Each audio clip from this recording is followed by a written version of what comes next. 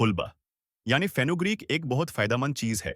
ये गर्मी में दूसरे दर्जे की है और सुखापन में पहले दर्जे की है। इससे गाला सीना और पेट नरम होता है। ये खांसी सुखापन दमा सांस की तकलीफ और पेट की गस को दूर करता है और जिगार और फफूंद को मजबूत बनाता है। ये बलगम को निकलता है और जख्मों को ठीक करता है। जब इससे पानी में पका कर पिया जाता है तो हैज भर जाता है। और जब बालों में धोया जाता है तो बाल घुंघराले हो जाते हैं और दंद्रुफ खत्म होती है।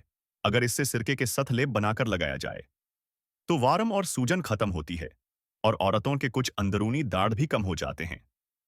हुलबा शहद खजूर या अंजीर के साथ खाली पेट खाने से बलगम निकलती है और खांसी का इलाज होता है। ये कब्ज को दूर करती है और पेशाब के रुकने को खत्म करती है। इसका तेल ठंडे मौसम में फाती हुई स्किन के लिए फायदेमंद है।